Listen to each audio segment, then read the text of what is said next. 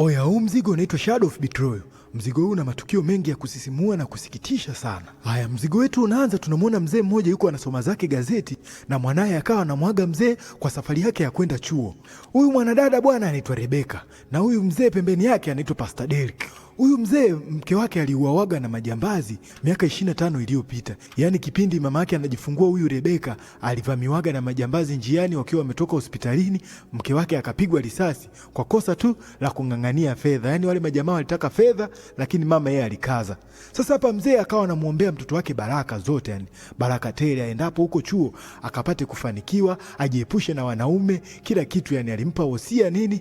Mzee akamwaga akampa na rodhari, yani kwamba mwanangu, hakikisha huko unakoenda usimwache Mungu. Unapofanya jambo lolote hakikisha Mungu anakuwa mbele eti. Mzee akampa mtoto hadi mafuta ya upako, yani hakikisha Mungu anakuwa mbele mwanangu. Kila jambo unalolifanya mshirikishe Mungu, alisisitiza sana mzee.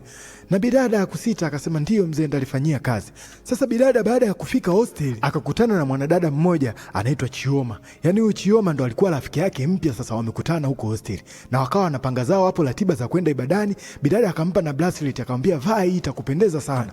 Walipofika kanisani ibada bwana ikaanza, watu wakawa wanaabudu wanabubujika, Roho Mtakatifu akashuka eti. Mara ghafla kuna mwamba akawa anaingia hapo anaitwa Sande. Huyu jamani wale vijana wa makanisani wanaosumbua sana, yani machachi boy wamekulia kanisani kwao, hawana hata hofu ya Mungu na mabinti walikuwa wanamzimia sana huyu mwamba. Huyu mwamba mwingine anayesali anaitwa Yomi, ni rafiki yake na Sande. Sande akamwambia Yomi, naona kuna mabinti wapya wamekuja hapa. Sasa baada ya ibada kuisha, Yomi alimsaidia Rebeka kubeba mzigo wake. Walivyomaliza ibada wakawa wanaondoka. Sasa Rebeka na Chiomi wakawa wanapiga zao stori. Mara mwamba Sande akawa ametoka huko akamuita rafiki yake Yomi kwamba oya, vipi, nisubiri hapo. We jamaa, mbona unataka uniache nitambulishe kwa mabibie basi. Yomi akasema huyu anaitwa Rebeka, huyu anaitwa Chioma. Na Sande bwana moja kwa moja yeye alikuwa ashamzimikia Rebeka. Kwa hiyo alimsalimia Rebeka pale akampa hai, akawa anamwangalia kwa jicho la madai hivi.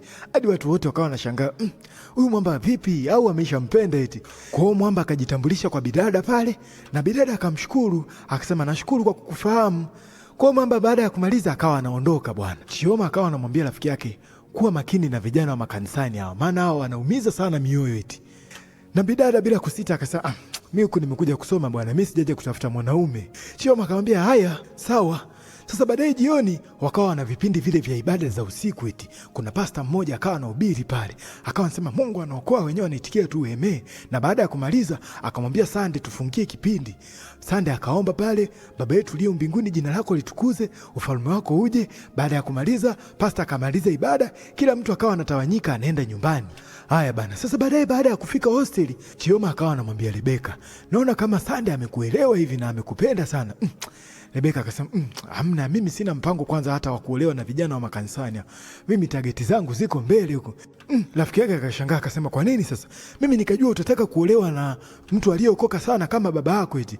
Rebeka akasema hapana bwana, mimi nataka nipate kitu cha tofauti. Kwa baada ya kupiga stori pale, stori 2-3 wakamaliza bwana na kila mtu akalala.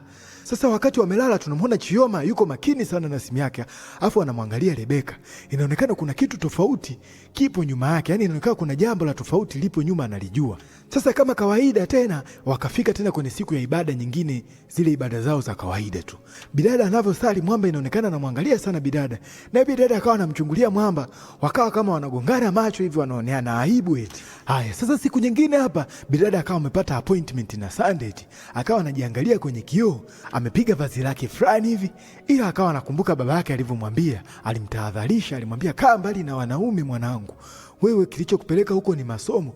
Kwa bidada akawa anafikiria sana, niende au nisiende? Anawaza sana, aelewe afanye nini. Kwa bidada alichoamua ni kugairi tu safari yani. Akasema ngoja nivae tu nguo yangu ya kawaida, nirudi zangu nilale eti. Sasa baadaye kidogo tunamwona mwamba Sande amekutana na Rebeka. Akawa anaendelea kumwaga sifa zake, akasema na kuona mwanamke mzuri Malkia. Bidada akacheka sana akasema inaonekana wewe ulijipanga kuongea hayo maneno kabisa. Mwamba akasema hamna, ni mambo tu yanayotokeaga yani. Mimi nimekulia kwenye familia moja hivi ambayo ni ya watoto yatima. Kwa kule kwetu lazima tu ukiwa mwongeaji utapata fursa, ukiwa mpole utaonewa. Kwa hiyo inabidi uchangamke tu ili usiweze kuwa chini ya wenzio. Kwa hiyo bidada kama stori ikamgusa hivi ndo akagundua kumbe huyu mwamba ni yatima, amepitia mambo mengi hivi.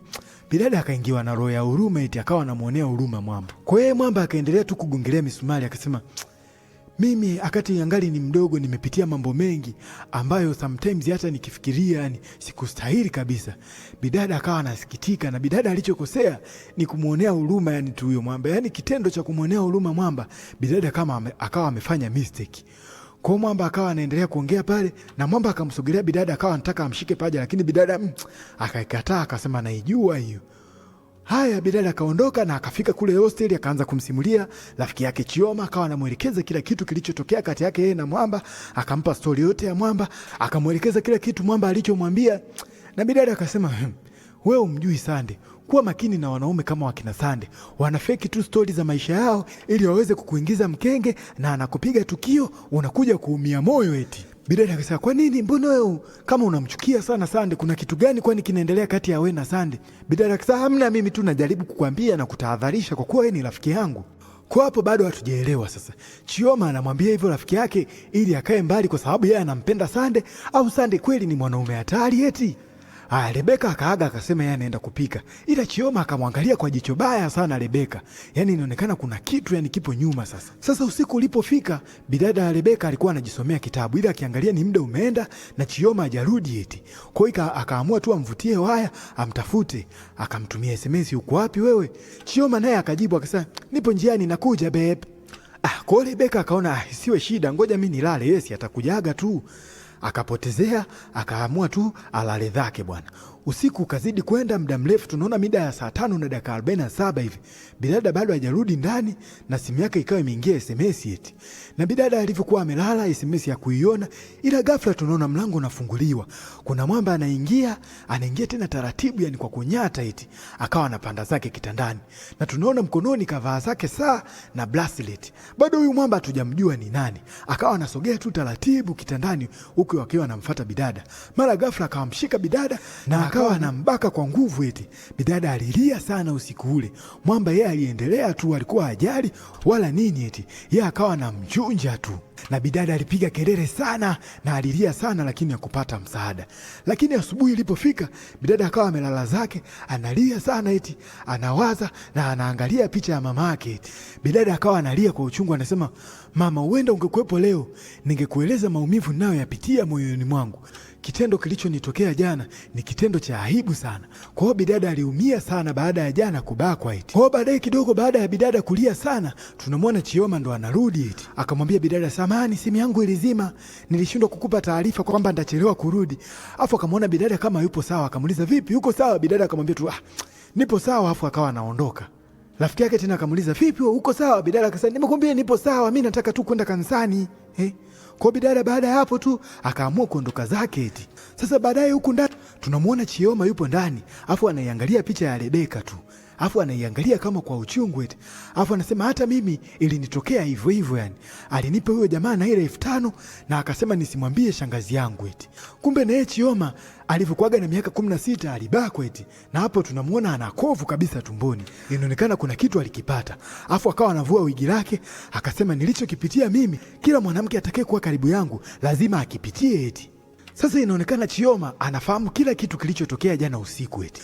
Kwa baadaye tunamwona mwamba yuko zake kwenye kefu ameenda kununua chakula. Afu bidada akaja hapo anacheka eti, akamwambia, nilikuwa kanisani leo, vipi mwanangu, mbona sijakuona? Mwamba akamjibu bidada akamwambia, jana nilikesha, kwa hiyo nilishindwa hata kuja pale.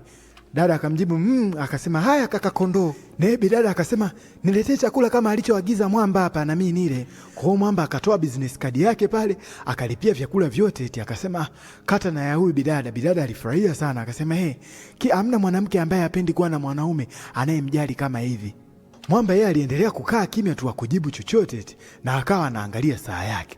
Ila na hiyo saa ukiangalia vizuri na saa aliyovaa mbakaji jana ni kama zinaelekeana hivi. Mimi sijasema, lakini hebu ngoja tutazame tu, tutaelewa tu huko mbele. Bidada akawa anaendelea kumwambia mwamba tu, wewe kuna kitu inaonekana unanificha. Ila na mimi kuna kitu nikitaka kwa mwanaume lazima nitakipata tu, iwe kwa kutumia nguvu au nisitumie nguvu, ndapata tu. Ye mwamba hakujibu chochote, akawa anamwangalia tu bidada. Bidada huyo akachukua mzigo wake pale wa msosi, akawa anaondoka zake. Haya, tukirudi huku kwa Rebeka, Rebeka akawa anaogopa kulala peke yake eti. Akachukua kisu, akaweka chini yake ya mto, yani akawa anahofia mwamba anaweza akarudi tena. Kwa hiyo bidada akawa anajitahadharisha. Na bidada alikuwa na mawenge, yani ana stress, yani anaogopa kweli kweli yani. Aya, usiku ule ukapita, tunamwona bidada asubuhi yuko anaanika zake nguo. Mara ghafla Sande akawa ametokea hapo. Bidada akamwambia, "Haya, na kuona we mwenye kuficha siri." Mwamba akasema, "Vipi wewe boss, kuelewa unaongelea nini?" Na bidada akamwambia, "Rebeka hajasema chochote kile, ila mimi niliona kivuli tu kwenye chumba chetu." Mwamba akawa anashangaa sasa.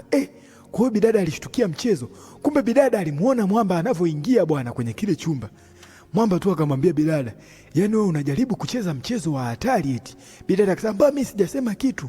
Mwamba akamwambia tu, "Yaani wewe upo hatarini sana, na kuwa makini, usipojiangalia nitakupoteza." Na bidada akamwambia, "Huna cha kunifanya wewe, mimi ndo naweza kukupoteza wewe, ila kumbuka nilikwambia nitakachokitaka tu chochote kwa mwanaume mimi nitakipata, iwe kwa nguvu au nisitumie nguvu." Mwamba akamuuliza, kwa hiyo unataka nini?"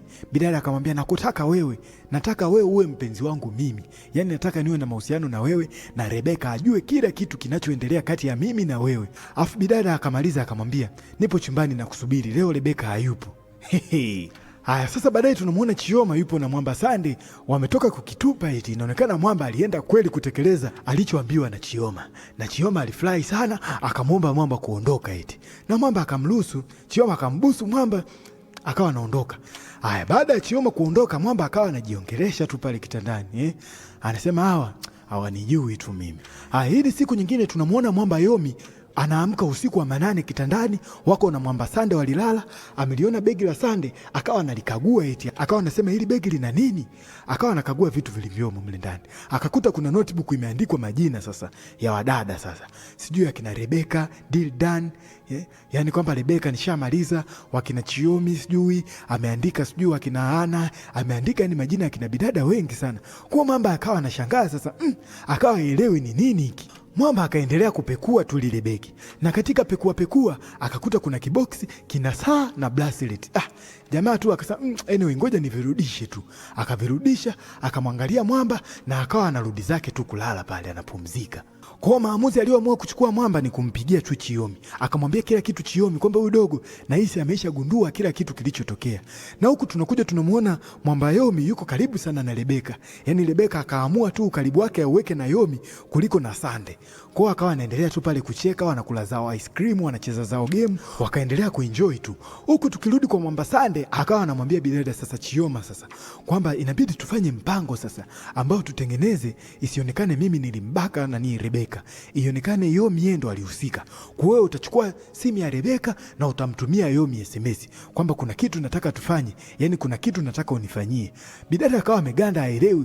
Mwamba akawa anaendelea kumwelekeza mpango zewe ilivyo, kwamba wewe fanya hivi, fanya hivi, fanya hivi, wewe kazi yako tu ni hiyo, tuma SMS muelekeze kila kitu Yomi, afu mimi mengine michezo mingine niachie ndaimaliza mwenyewe. Bidada akasema yani kwa nini? Mwamba akasema wewe mtumie tu, si atakuja pale Yomi akifika nyumbani Rebeka atakuwa haujui ujio wa Yomi. Kwa hiyo Rebeka atahisi aliyembaka mara ya kwanza ni Yomi.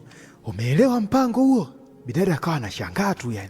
Na mwamba baada ya kumwelekeza Chioma, akawa anaondoka zake, akamwambia wewe fanya hivyo nilivyo kuagiza. Haya, sasa usiku ulipofika, tunamwona mwamba sasa Yomi akawa anaingia kwenye chumba cha bidada huko ananyata.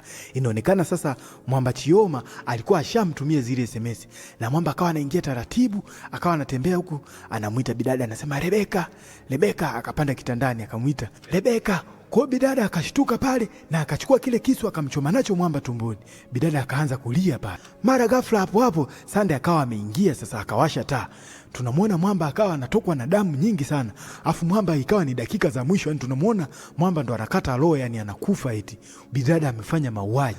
Sasa tukirudi nyuma kweli, kumbe bidada Chioma alichukua simu ya Rebeka na kumtumia mwamba Yomi SMS kwamba leo usiku nashindwa kulala eti, na muda wote huwa nakufikiria wewe na kuwaza wewe, naomba tu uje unipe kampani tuweze kulala pamoja. Kumbe kweli mwamba aliziona zile SMS na akawa anajipanga kwenda.